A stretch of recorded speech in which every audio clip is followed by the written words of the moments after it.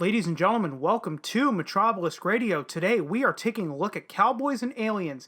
This movie is a unique hybrid of westerns and science fiction, and this isn't the only movie that has attempted this. The first one that immediately comes to my mind is Wild Wild West with Will Smith and Kevin Kline. So the question on the table is this movie even any good? With this movie being based off a graphic novel, was the popularity there to support a blockbuster movie that involved the likes of Daniel Craig, Harrison Ford, or Olivia Wilde at the time? Now, before we get started, remember to follow the blog, MetroBeliskRadio.blogspot.com, where you can stay up to date on all MetrObelisk Radio uploads, no matter if they're exclusive to YouTube, BitChute, Library, or whatever other platform you're currently watching this on. And with that out of the way, let's get started on Cowboys and Aliens. Now, as always, we start off these retrospectives by looking at the creative team behind the movie. Now, this movie was directed by Jon Favreau, Eric the Clown himself. Now, as a director, he's most known for the first two Iron Man movies with Robert Downey Jr. He even played Happy Hogan in those movies. He's also directed the live-action remakes of The Jungle Book and The Lion King, and he's also the creator of the Disney Plus series The Mandalorian. Now let's take a look at the writers, and we're going to start off with Roberto Orci. Now, most of you are going to know him as one of the writers behind the Kelvin Timeline Star Trek movies. Only the first two movies, not the third one. He was fired from the third one. He's also written The Legend of Zorro, Mission Impossible 3, the Star Trek tie-in video game from 2013, The Amazing Spider-Man 2, and even created the show Sleepy Hollow. Next up, we're going to look at Alex Kurtzman, currently producing the Star Trek shows for CBS All Access right now, as of the recording of this episode. That would be Star Trek Discovery, Star Trek Picard, and Star Trek Lower Decks. Now, as a writer, he's written on most things that Roberto Orci worked on, given that they both worked under J.J. Abrams for a while. And that brings us to our third writer on the movie, and that's Damon Lindelof. He's another guy that worked for J.J. Abrams, being credited as one of the creators of Lost. He's also written movies like Prometheus, Tomorrowland, Star Trek Into Darkness, and World War Z. He also wrote the Watchmen miniseries that was on HBO back in 2019. The next writer that we're going to look at is Mark Fergus. Now, Mark Fergus only has 8 writing credits to his name, with one is just announced. So his writing credits include movies such as Consequence, Children of Men, First Snow, Iron Man, The Last Vermeer, and he is one of the creators of the sci-fi series The Expanse. I know it's an Amazon original as of the recording of this episode, but the first 3 seasons aired on the Sci-Fi Network before Amazon picked it up for the 4th season.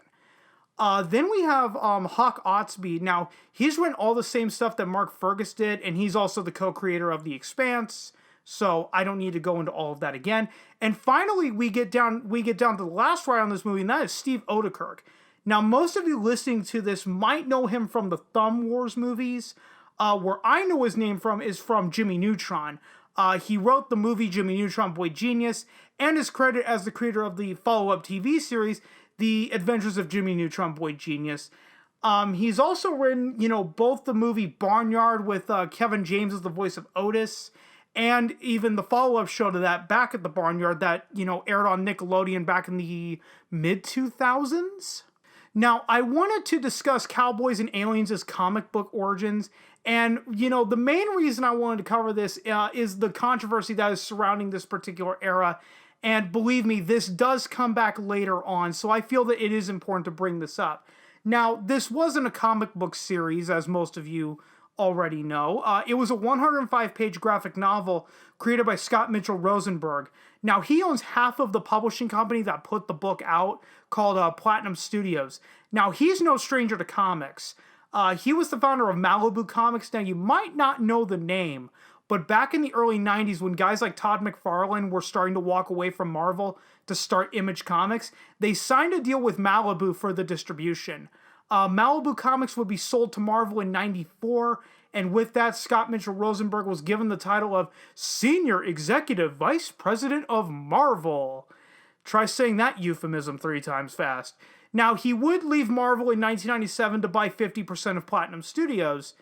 So, getting back to Cowboys and Aliens here, it was published in December of 2006. Now, here's where the controversy kicks in. To boost the sales numbers of the graphic novel, Platinum Studios decided to price the 105-pager at only $5 at the time when graphic novels were going for around $10 to $20, sometimes $30 depending on the graphic novel. Platinum Studios also brokered a deal with another publisher, Top Cow Productions. Those were the people responsible for stuff like Witchblade and The Darkness, which was later turned into a video game series with 2K, led to 2 video games.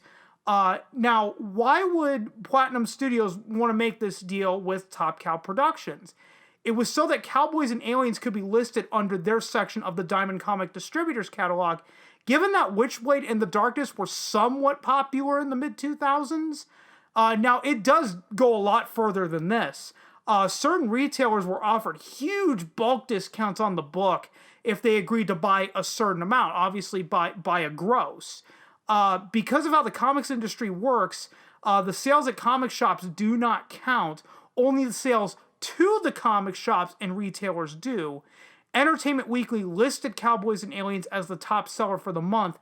Yes, on paper, this book looked to be popular because, oh my god, look at how much we sold to the comic shops and retailers. Now, all of the fudging of the numbers got Universal and DreamWorks to move the production along of this movie. Now, let me end the section off with this. Even though this looks shady, this looks illegal, believe it or not, it's not illegal by any means. It's unethical, sure. We can sit here and discuss that all day long. But remember, kids, just because something is unethical and immoral doesn't mean it's illegal. This is how the comic industry has operated for decades. Once a comic shop or retailer buys a certain book, they cannot return it unless if it is damaged.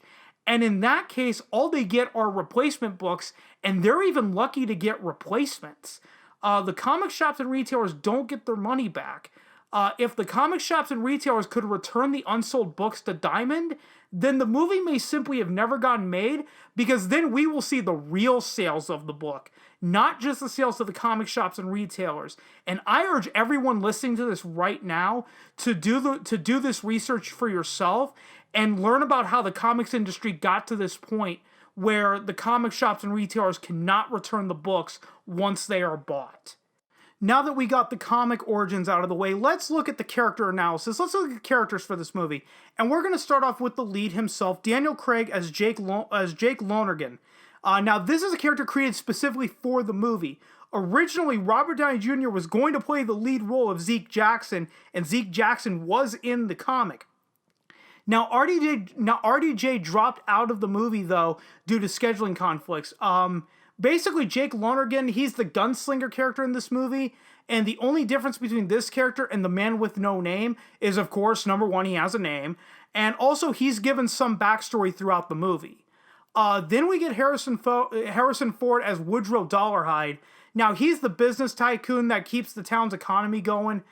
He's a cattle rancher who also served during the Mexican-American War. His son gets kidnapped by the aliens and he just wants to get him back.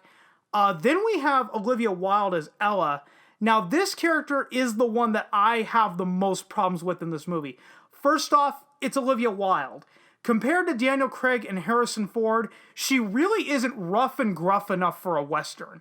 Say what you want about Daniel Craig, even though he's British, he can pull off the rough and gruff American cowboy. So can Harrison Ford to a degree. What I'm saying is that she's too pretty for the setting without really being a whore. Also, about halfway through the movie, she dies, then resurrects herself. How? She's magically an alien disguised as a human. She then becomes the obligatory exposition character where she has to explain why the aliens are there and, more importantly, how to beat them, blah, blah, blah. Instead of letting the characters find out for themselves, no, we need exposition butler coming in. Your father died by his own glider, Harry. I've been holding it for a few years and never decided to tell you because plot convenience. Before I get off on too much of a tangent, let's get back to Cowboys and Aliens. And next, we're going to look at Clancy Brown as Meacham. Now, he's the preacher that helps Jake when he first strolls into town after the beginning of the movie. Most of you watching or listening to this probably know the name Clancy Brown. He's been in a lot of stuff over the years, but my generation specifically will remember him as being the voice of Mr. Krabs in SpongeBob. Next, we have Sam Rockwell as Doc. Now, he's the bar owner who also happens to be the doctor, hence the name. Wifey Pooh gets kidnapped by the aliens. He's also the character that can't hit the broadside of a barn to save his life. And finally, we have Adam Beach as Nat, and he's the Indian in this movie. Herpa derp, it's Adam Beach. Like he is in most other movies, like Wind Talkers and Flags of Our Fathers. If you ever need someone who can play a native, Adam Beach is your guy. Now let's move on to the narrative analysis portion of this episode. Now, narratively, this movie opens up like a Western. Our protagonist wakes up not knowing his name and has no gear on him. This is fine in the sense that it's a Western and he's our gunslinger character.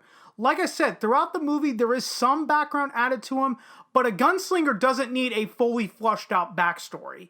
You can just hit the ground running with the gunslinger. Basically, there's a bunch of aliens that come in and kidnap people via harpoons that magically don't kill anybody when they get it, through their fucking gut.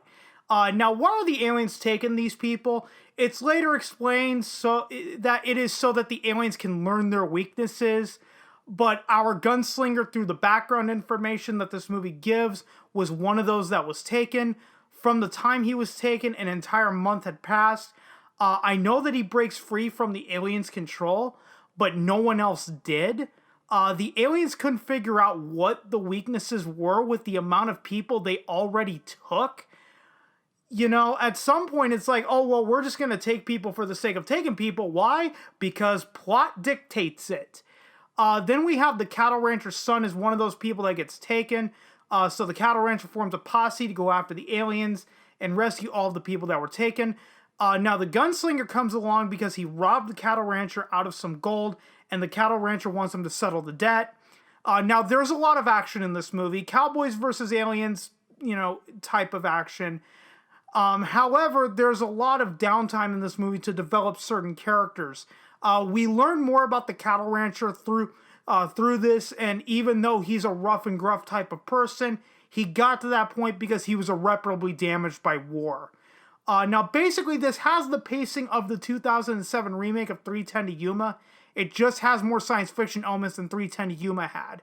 Why are the aliens even on Earth to begin with? Because they want the gold. How does this get explained? After Olivia Wilde revives herself and becomes exposition butler. Now, why couldn't the gunslinger and the cattle rancher figure this out on their own? Maybe find the alien secret layer and have it revealed then. Westerns typically don't need large amounts of exposition. Rango, even though it was animated and it was more of a modern Western, you found out later in the movie why there was a water shortage and what the mayor was doing.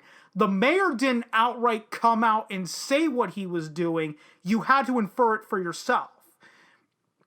And I'll give this movie credit where credit is due. This movie does end like a Western. The gunslinger no longer has a bounty on his head, so he can ride out into the sunset as mysteriously as he arrived and on to the next adventure. Now let's take a look at how this movie was received. This movie has a Rotten Tomatoes score of 44% based on 255 critic reviews, with the critics' consensus being, quote, Daniel Craig and Harrison Ford are as dependably appealing as ever, but they're let down by director Jon Favreau's inability to smooth Cowboys and Aliens' jarring tonal shifts, end quote. And this movie has an audience score of 43% based on 104,730 audience reviews. Now, this movie has a Metacritic score of 50 based on 41 critic reviews and has a user score of 5.9 out of 10 based on 447 ratings. And this movie sits on IMDb at a 6 out of 10 based on 204,815 reviews. Now, this movie had a reported budget of $163 million and only grossed $174,822,325 worldwide. This would be considered a box office bomb. The studio, that would be Universal and DreamWorks, it's safe to say they lost a shit ton of money making this movie. This is not the worst movie that I've ever seen. However, there's so much modernization to it in all the wrong ways that holds this movie back. I personally couldn't stand Olivia Wilde's character in the movie, especially toward the end when she just becomes exposition butler.